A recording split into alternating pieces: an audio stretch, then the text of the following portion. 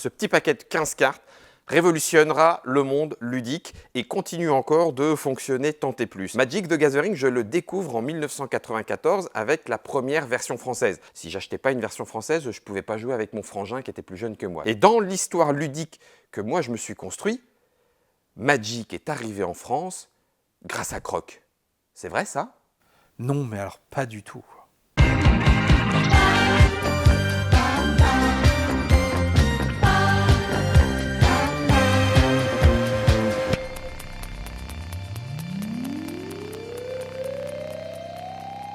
Magic, actuellement, c'est plus de 18 000 cartes différentes, grosso modo, avec les différentes versions. C'est un jeu de cartes où la construction de son paquet, en dehors de la partie, faisait partie intégrante du jeu, avec les terrains qui vont nous fournir de la mana qui va nous permettre de payer les cartes, mana en différentes couleurs, pour des coûts de cartes, éventuellement aussi en différentes couleurs. Dans un deck, on a le droit de mettre jusqu'à 3 fois la même carte. En tout cas, la façon dont ça se joue maintenant. C'est un jeu principalement à 2.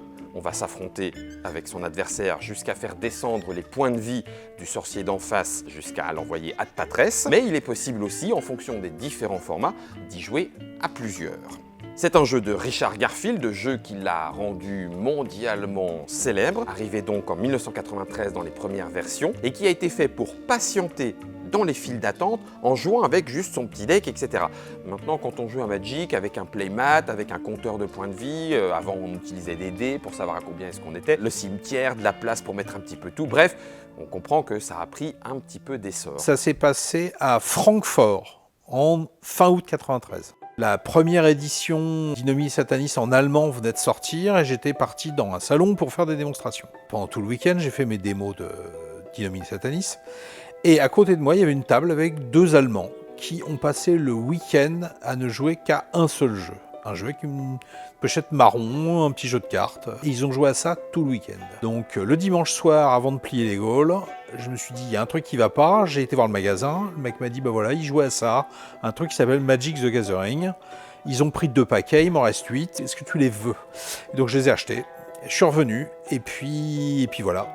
Et puis le problème a commencé. Le problème, ça a été que le jeu est devenu très très vite addictif pour tout le monde. Ma femme et puis les gens d'Idéo-Jeux à l'époque, on était 5-6 dans la boîte, c'était devenu tellement un problème que le matin, tout le monde arrivait, Marc ouvrait les factures, Philippe faisait les colis, moi je faisais 3/4 de machin d'un jeu, on allait manger et à 14h on jouait jusqu'au soir. Et on a fait ça pendant 3-4 mois, autant dire que à un moment on s'est quand même un peu repris. Heureusement, parce que sinon, je pense que la boîte aurait coulé. On n'avait pas de liste de cartes, et on n'avait surtout pas de restriction de deck. On pouvait mettre des decks de n'importe quelle taille, enfin, si ce qui était dans la règle, c'était genre 30-40 cartes, mais il n'y avait pas la limitation de 2 ou de 3 ou autre chose dans ce genre-là. J'ai un ami qui avait, par exemple, dans son deck 13 terrors. Il faut savoir aussi qu'à cette époque-là, on jouait uniquement avec des mises. Le principe de mise, c'est que tu arrivais avec ton deck, tu le brassais, et avant de prendre ta main de cartes, tu sélectionnait une carte, la carte du dessus du deck de l'adversaire, et lui il prenait la carte du dessus, et c'était les cartes qui étaient en mise, c'est-à-dire que le perdant de la partie perdait sa carte, vraiment. On refusait toute personne qui jouait sans mise. Et ça donnait au jeu un sel qui a aucune équivalence maintenant. Le principe des mises était tellement important pour nous dans notre cercle de joueurs qu'il y avait une carte qui est alors je sais plus, d'Antiquities peut-être, qui s'appelle Jeweled Bird. Et c'est une carte qui, quand tu la joues, se substitue à la mise que tu avais tirée. Et j'avais un ami qui était tellement outré par cette carte-là qu'il nous avait promis, et il l'a fait, que s'il gagnait des Jeweled Bird, il déchirait les cartes. Et après qu'il en ait détruit une, eh ben, plus personne n'a mis de Jeweled Bird dans son deck. Bon, ça c'était Marc. En 93, il y avait un salon qui s'appelait Essen, et les gens de chez Wizards of the Coast avaient dépêché quelqu'un de chez eux pour ce salon en Europe. L'Italie venait de signer une édition italienne de Magic, et on s'est dit, bah la France, on va le faire nous. Donc on est parti à Essen. On a rencontré donc Monsieur Will Niebling, qui est un vieux de la vieille, qui était chez Wizards of the Coast à l'époque, mais qui va dans plein d'autres boîtes, qui me dit, bon voilà, je suis le représentant américain en Europe de Magic, voilà, j'ai préparé les contrats pour signer la distribution exclusive et après la traduction du jeu. On signe tous les contrats, on paraphe, tout ça, on est super content.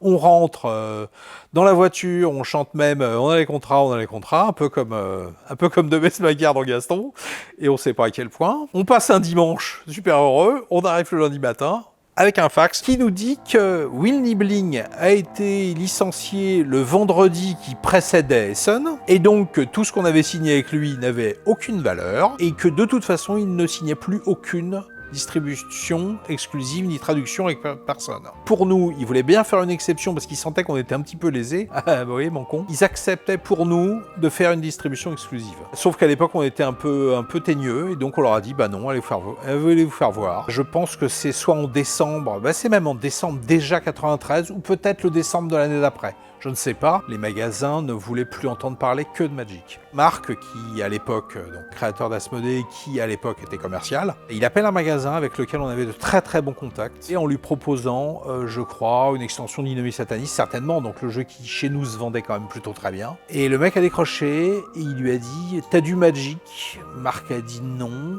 et le mec lui a répondu « ça m'intéresse pas », et il lui a raccroché au nez.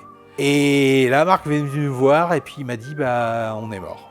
Donc on a été obligé de se débrouiller sans, ce qui nous a après amené à quand même une certaine réussite, sachant que la plupart des gens qui ont distribué Magic à l'époque ont tous disparu. Fin 93, je travaillais dans une des boutiques jeux des cartes parisiennes. J'ai un souvenir des premières fois où nos distributeurs habituels spécialisés en import nous ont proposé des cartes Magic. Ils croyaient tellement pas dans le produit qu'ils nous proposaient à la vente les starters à l'unité. Quand on leur avait demandé si on avait la possibilité d'acheter une boîte de 10 starters, ils nous avaient répondu qu'ils se demandaient vraiment qu'est-ce qu'on allait faire de 10 paquets en même temps. Cartamundi en Belgique, c'était les seules chaînes de montage qui avaient des systèmes de brassage et de mélangeage corrects. Leur mélangeage très aléatoire, il était surtout basé sur donc une technologie quand même qui mélangeait et qui brassait,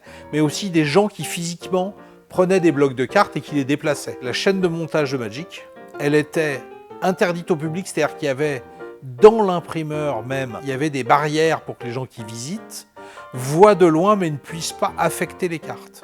Et mieux que ça, il y avait un employé de Wizards of the Coast qui était en permanence chez Cartamundi et il était dans une cage qui faisait peut-être 4 mètres sur 5. Il recevait par un trou de la cage tous les samples et tous les peut-être des essais de cartes et des choses là qui étaient tellement, qui ne devaient tellement pas être vus que il était dans une cage et le soir il sortait et il refermait sa porte et puis il rentrait chez lui. Double punition, donc il travaillait en Belgique et en plus il était dans une cage. J'ai été, je pense, la première personne à organiser un tournoi en France de Magic. Parce que là, le tournoi dont je parle, il doit se faire en septembre-octobre de 93. Donc c'est vraiment la sortie du jeu. Avec le magasin Love Cube et avec le café qui était à côté. Ça s'est très bien passé. En fin d'après-midi, le patron du bar m'a appelé. Il m'a fait « Viens voir un truc ». Et en fait, sur 80 joueurs, il y avait eu 3 repas de servis et 13 cafés. Les joueurs de Magic, en fait, ils achetaient des cartes de Magic. Peut-être encore des protège-cartes et encore, ça semble être un peu douteux, mais en tout cas, rien. Ni savon, ni douche, ni café, ni repas. Il faut savoir que Magic, avec son aspect à collectionner, est quand même très économiquement mortel. D'une façon ou d'une autre, que vous achetiez des boosters à l'appel ou que vous cherchiez les cartes que vous souhaitez avoir dans votre deck, la plupart du temps, le joueur de Magic, et pour l'avoir été, je le confirme, passe toutes les semaines ou 2 fois par semaine ou plus dans son magasin en disant « je vais prendre un petit booster, juste un petit booster ». Et puis il l'ouvre et il regarde et il se dit « ah tiens, celle-là bien, ouais, je sens que j'ai la main heureuse ». J'ai vu des joueurs de Magic sous-peser des boosters. Je ne sais pas quel était le rituel, mais sous-peser des boosters pour savoir lequel prendre. Le phénomène a commencé fin 93. Il y avait d'un côté la rédac de Cassius Belli, de l'autre l'équipe d'Idées Jeux. Ils ont réussi à moubourrer tout ce que la capitale comptait de joueurs de jeux de rôle et un peu de jeux de plateau, mais c'était surtout du jeu de rôle et du wargame à l'époque. Et à partir de fin janvier 94, c'était devenu hors contrôle. Les gens voulaient des boîtes entières de boosters, acheter plein de starters, et là c'était le début du grand n'importe quoi. Au bout d'un moment, les magasins qui n'arrivaient pas à s'approvisionner suffisamment, on a été obligé de limiter les achats. Les jours où on avait un arrivage de boosters, on était obligé de limiter à 10 boosters par personne. Les gens avaient tellement envie d'acheter des boosters qu'une fois qu'ils sortaient avec leur allocation de 10 boosters, j'ai vu des clients qui arrêtaient des gens dans la rue en leur donnant de l'argent pour qu'à leur tour, ils viennent acheter des boosters. Un client qui avait arrêté une mémé qui venait faire ses courses chez le boucher à côté, et elle était arrivée avec le pognon dans la main, elle savait même plus ce qu'elle devait demander. À une époque, avec un booster, on pouvait faire des trucs un peu rigolos. Déjà, le papier, il n'était pas épais comme ça et brillant. Il était légèrement blanc, ce qui fait qu'en faisant pivoter les cartes à l'intérieur, en glissant le doigt comme ça, on pouvait regarder juste le haut de chaque carte, ou surtout le bas où il y avait le niveau de rareté. Et donc, il y a des gens qui achetaient des boîtes de boosters entières. Ils décalaient chaque carte pour pouvoir voir les cartes rares qui étaient à l'intérieur. Donc, hop, hop, hop, on faisait pivoter. Tiens, ça me fait penser que je l'ai peut-être un peu fait d'ailleurs. Mais bon, pour voir si c'était faisable, simplement. Il y en avait aussi des petits malins qui arrivaient à décoller et à recoller les boosters. Sauf que ça merdait un peu parce que la colle tenait pas. Donc, s'ils revendaient pas tout de suite les boosters, après les boosters, ils se réouvraient légèrement. Voilà, ça non plus, je ne l'ai pas fait. Un jour, j'arrive à Love Cube et j'achète des Arabian Nights. Donc, on sait quand c'est, hein, c'est en décembre 93. J'ouvre mon paquet et il y a un client qui s'approche de moi et il voit que je sors de mon paquet une Sorcerer's Queen. C'était une des cartes rares d'Arabian Nights. Et il me dit, bah voilà, ta carte, je te l'achète. Je lui dis, bah non. Il me dit 200 francs. Je lui dis, bah oui. Il faut savoir que les cartes, elles étaient à peu près 1 franc. Ça, on pourra peut-être me rectifier après plus tard, mais je pense que c'était à peu près 15 francs le booster de 15. Ça, c'était les éditions de base. Arabian Nights, il y avait 8 cartes, je crois, ou 9. Je lui dis, mais c'est complètement con. Il me dit, bah non, si j'achète 200 francs de cartes, je l'aurais peut-être pas. Je suis sorti dehors, il y a ma femme qui m'entendait dehors, je lui dis, il y a un type qui me propose 200 francs pour une carte. Elle me dit, bah, t'es complètement con. Oui, bien sûr. Et à 4, on fait un super resto, et on pouvait manger pour 50 francs par personne dans un super resto à l'époque. Et puis en mangeant avec mes potes le soir, je me suis dit, là, va y avoir un truc. Je savais pas à quel point il y allait y avoir un truc. Si on en juge après par la foultitude de mecs sur la place de Jussieu, où les mecs revendaient leurs cartes avec les coffres de voitures ouverts et tout ça, c'est là aussi que j'ai revendu la plupart des bijoux de famille, comme on dit. Le Power 9, comme on l'appelle. Le Power 9, c'est les 9 cartes les plus chères de Magic. De mémoire, il y a 6 artefacts, 5 Mox et le Black Lotus, et 3 cartes bleues. Ancestral Recall, Time Walk et Time Twister. Et c'était des cartes qui faussaient totalement le jeu. Elles ont rapidement été interdites aussi, donc ça s'est tari, mais on a quand même eu le temps de les vendre. J'avais gardé le Black Lotus, qui était pas un alpha, qui était un bêta signé par le dessinateur. Plusieurs années après, parce que c'est là que je voulais la garder, je sais pas pourquoi, puis à un moment, quand j'ai vu les prix monter, je me suis dit, ça devient complètement débile. Et là, il y a un mec qui est venu de Bretagne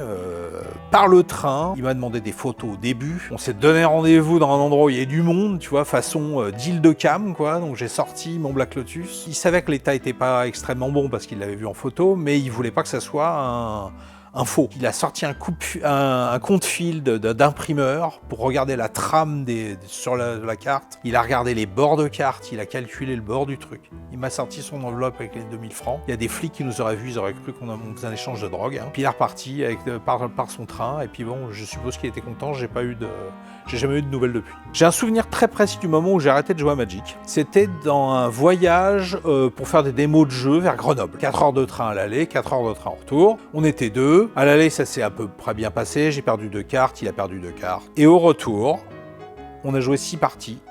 J'ai perdu les 6 parties. À la fin de la soirée, j'avais perdu Force of Nature, Gaia's Leech, parce que je jouais vert et autres trucs, le Basilic, le Berserk, et j'ai tout perdu. J'ai perdu toute la puissance de mon deck en un voyage. Après, j'ai continué à collectionner des séries complètes jusqu'à Ice Age, mais j'ai plus jamais rejoué de façon aussi frénétique que je le faisais avant. La folie Magic, ça a duré jusqu'à une extension qui s'appelait The Dark, qui a été la première extension où Wizards of the Coast a vraiment compris que le succès de son jeu était mondialement phénoménal. Ils en ont imprimé des quantités absolument insanes. Et cette série était certainement la plus mauvaise qui ne soit jamais sortie pour Magic. Ce qui fait que les magasins qui en avaient commandé 100, 200 boîtes de boosters se sont retrouvés avec de quoi tapisser leurs arrière-boutiques des années durant. Certains n'en ont pas survécu, quoi.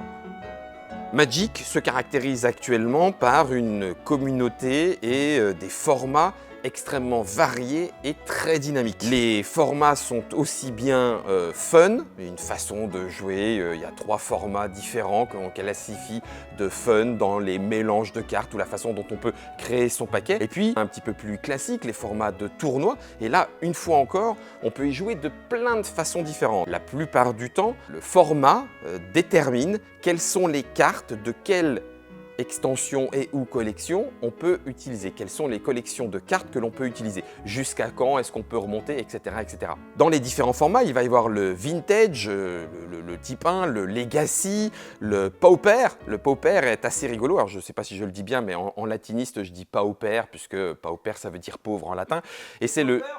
Non, pas Paupers, non, rien à voir. C'est le jeu dans lequel on ne joue que des communes.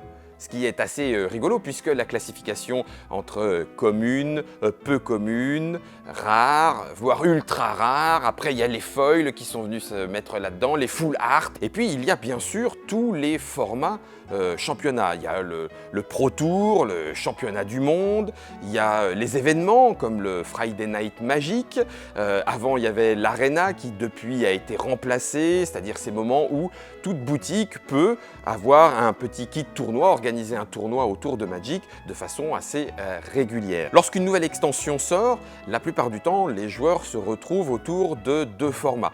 Le format draft, où on va ouvrir un booster, on va choisir une carte, puis on va drafter. Ou alors il y a le format scellé, où on reçoit un certain nombre de boosters, par exemple 8, et on va se faire un deck avec ces 8 boosters de cette nouvelle extension. On démarre un petit peu sa collection de la nouvelle extension, et en même temps on découvre les nouvelles cartes, voire même éventuellement les nouveaux pouvoirs, puisqu'il y a des capacités et des pouvoirs de cartes qui sont arrivés. La méta, comme on dit, s'est enrichie au fur et à mesure avec de nouvelles dénominations et de nouveaux mots-clés pour celui qui reste le père des jeux de cartes à collectionner.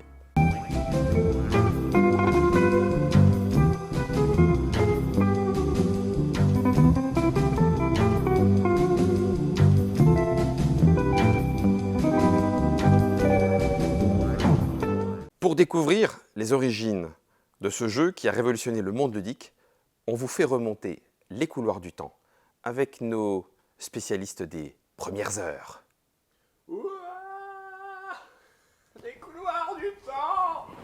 Si cette petite tranche d'histoire ludique, anecdotes et compagnie vous a plu, un petit pouce, une petite cloche, un petit abonnement, un petit partage, voilà qui va faire en sorte que peut-être vous ne serez plus seul sur votre planète ludique grâce à Trick Track. Merci Trick Track.